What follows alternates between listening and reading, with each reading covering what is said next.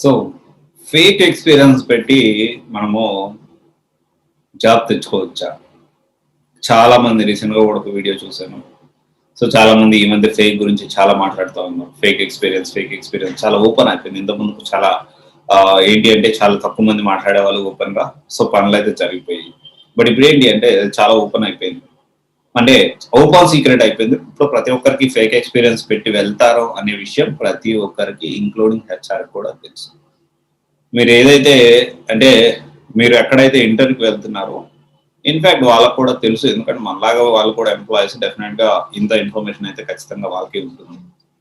మరి ఫేక్ పెట్టి వెళ్ళొచ్చా? అంటే ఇక్కడ చాలా క్రిస్టల్ క్లియర్‌గా కొన్ని విషయాలు చెప్తానండి. కెరియర్ గ్యాప్ వచ్చిన వాళ్ళకి, లేకపోతే నాన్ ఐటీ వాళ్ళకు ఐటీ షిఫ్ట్ అవ్వడానికి, లేకపోతే రకరకాల కారణాల వల్ల whatever it may be years waste అయిన వాళ్ళకి ఫేక్ పెట్టి జనరల్‌గా వెళ్తా ఉంటారు. ఇది జరుగుతా ఉంటది కామన్. ఇది చాలా కామన్ విషయం. Common thing. సరే ఇప్పుడు ఫేక్ పెట్టి వెళ్తే సస్టైన్ అవ్వొచ్చా? సర్వే అవ్వొచ్చా? లేదా? అనేది మనం మాట్లాడుకుందాం. ఇదేమన్నా ఫేక్ పెట్టి వెళ్తే ప్రాబ్లమ్ ఉంటుందా? అంటే ఎక్కువ విషయం ఏంటి అంటే చాలా ఓపెన్‌గా చెప్తా ఉన్నా.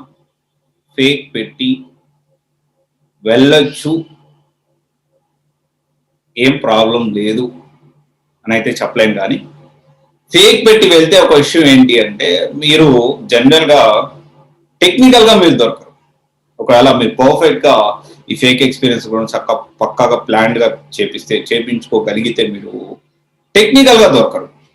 టెక్నికల్ ఇన్ ద సెన్స్ ఏంటి అంటే, ఈ మనం ఎప్పుడైతే హెచ్ఆర్‌తో మాట్లాడతామో, హెచ్ఆర్‌తో మాట్లాడినప్పుడు, వెరిఫికేషన్ అప్పుడు ఎక్కడ దొరకరు మీరు. వెరిఫికేషన్ అప్పుడు ఎక్కడ దొరకకుండా ఉండాలంటే పర్ఫెక్ట్‌గా ఒక పక్కాగా ఫేక్ ఎక్స్‌పీరియన్స్ పెట్టుకుంటే ఇక్కడ ఇక్కడ ఈ విషయంలో అయితే టెక్నికల్‌గా దొరకరు. మరి ఎక్కడ దొరుకుతారు అంటే వర్క్ చేసేటప్పుడు ఖచ్చితంగా 1 ఇయర్‌కి ఉండాల్సిన ఎఫర్ట్ అంటే 1 ఇయర్ పర్సన్‌కి లేకపోతే 1 ఇయర్ ఫ్రెషర్‌కి ఉండాల్సిన వర్క్ వేరే ఉంటుంది. అతను చేసే వర్క్ కానీ అవుట్‌పుట్ గాని వేరే ఉంటుంది. 3 ఇయర్స్ ఎక్స్‌పీరియన్స్ ఉన్న, 4 ఇయర్స్ ఎక్స్‌పీరియన్స్ ఉన్న వ్యక్తి అవుట్‌పుట్ అనేది చాలా డిఫరెన్స్ ఉంటుంది. మరేం జేయాలి?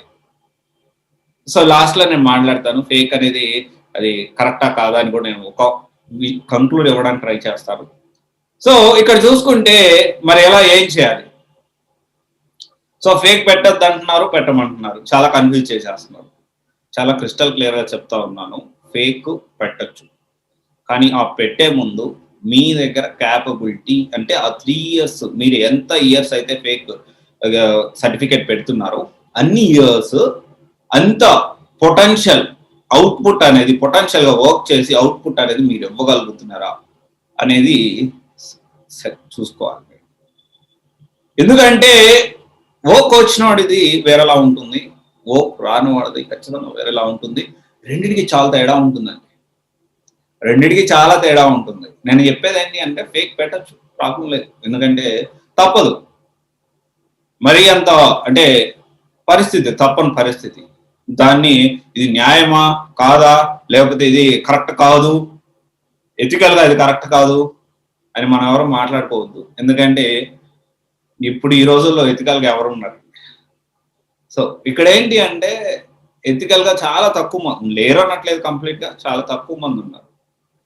మరీ అంత ఎథికల్‌గా ఆలోచించినా గాని కడుపుకి మళ్ళీ ఉండాలి గదా! ఫ్యామిలీని చూసుకోవాలి. కెరియర్ కొంచెం అన్నా సెటిల్ అవ్వాలి. మీరు ఎథికల్‌గా ఎప్పుడు అన్యాయం అంటే అట్లా ఎప్పుడు ఆలోచించాలి అంటే, మీరు జాబ్ వచ్చిన తర్వాత మీరు తీసుకుంటున్న సాలరీకి న్యాయం చేస్తున్నారా లేదా అని ఆలోచించాలి. ఒకవేళ న్యాయం చేయకపోతే మేనేజ్ చేస్తున్నారా? ఇవి కూడా ఆలోచించాలి. ఒకవేళ మేనేజ్ చేస్తే ఎంత త్వరగా వీలైతే అంత త్వరగా మనం వర్క్ నేర్చుకొని డే అండ్ నైట్ కష్టపడైనా కానీ మనం తీసుకున్నందుకు ఆ కంపెనీకి న్యాయం చేయాలి. రైట్? ఆలోచించండి. ఫేక్ పెట్టొచ్చు. ప్రాబ్లమ్ లేదు. కాకపోతే దానికి కావాల్సిన పొటెన్షియల్ అంటే అవుట్‌పుట్ అనేది మీరు ఇవ్వగలుగుతారా? దానికి కావాల్సిన అవుట్‌పుట్ మీరు ఇవ్వగలిగితే అంత ప్రాక్టీస్ మీరు చేసుంటే ఫేక్ పెట్టి వెళ్ళొచ్చు. కెరియర్ గ్యాప్ వాళ్ళకి. సో, మీరేమి కెరియర్ గ్యాప్ ఉంది. నేను జాబ్ తెచ్చుకోలేను. ఈ కాన్సెప్ట్ మానుకోండి. Yes possible. It is possible. Career gap వాళ్ళకి కూడా జాబ్ తెచ్చుకోవడం పెద్ద కష్టమేం కాదు. కానీ ఆ కష్టం ఎప్పుడు కాదు అంటే దానికి తగ్గ దానికి తగ్గ శ్రమ అంటే దానికి తగ్గట్టు మీరు శ్రమిస్తే ఖచ్చితంగా జాబ్ అనేది తెచ్చుకోగలుగుతారు. ఓకే. సో ఈ ఎథికల్ గా ఇవన్నీ కాసేపు పక్కన పెట్టండి. ఫస్ట్ ఆఫ్ ఆల్ ఎథికలా అనెథికలా అని మాట్లాడితే మనం చూసుకునేది ఒక కొంచెం పొట్ట కోసమే. సో కనీసం లైఫ్ లో సెటిల్ అవ్వాలి అంటే ఏదో ఒకటి చేసి తీరాల్సిందే. మనకు తెలిసిన విద్య ఇది. సో అంటే బీటెక్ కానీ డిగ్రీ కానీ ఏం చేసిన వాళ్ళు సాఫ్ట్వేర్ అయితే కొంచెం కంపారిటివ్లీ తొందరగా జాబ్ తెచ్చుకొని సెటిల్ అవ్వగలుగుతారు లైఫ్ లో. సెటిల్ అవ్వడం అంటే కోట్లు సంపాదిస్తున్నారు, కోట్లు స్కామ్ కాదు, ఒక చిన్న జాబ్ తెచ్చుకుంటారు, కాకపోతే ఒక 50,000 60,000 దానికి తగ్గ పని కూడా వీళ్ళు చేస్తున్నారు. ఇక్కడ తప్పు కాదని నేను అనుకుంటున్నాను. ఎందుకంటే ఆ కెరీర్ గ్యాప్ వాళ్ళ ఆ పరిస్థితుల్లో ఉన్నప్పుడు ఒక్కొక్క పర్సన్ తో మాట్లాడుతూ ఉంటే తెలుస్తుంటుంది. కొంతమంది ఒక్కొక్కరి పరిస్థితి చాలా అంటే దయనీయంగా ఉంటుందండి. సో ఒక పర్సన్ అయితే వచ్చారు, లిటరల్లీ హీస్ క్రైయింగ్ అనమాట. సో అంటే యాక్సిడెంట్ అవ్వడం, రకరకాల కారణాలు, ఇతను బయటికి వచ్చే లోపల ఏదో ఒక దెబ్బ తగలడం, ఈ విధంగా జరుగుతూ ఉంది. సో ఇలాంటి వాళ్ళని మనం ఏం చేయాలి చెప్పండి? వాళ్ళు మళ్ళీ వాళ్ళ సశక్తితో పైకి వస్తున్నారు. కాకపోతే ఒక చిన్న విషయం ఫేక్ ఒకటే కదా. సో దానికి తగ్గట్టు అంటే తీసుకున్న కంపెనీకి న్యాయం చేస్తే సరిపోతుంది. సరే, ఓకేనా? సో ఇది ఒకసారి ఆలోచించండి, ఏం ప్రాబ్లం లేదు. సో రకరకాల చాలా వీడియోస్ వచ్చున్నాయి. ఫేక్ ఎక్స్పీరియన్స్, నేను సమర్థించను, నేను యాక్సెప్ట్ అంటే అంత మంచిది కాదు, కరెక్ట్ కాదు, అది ఇది అని వచ్చాయి.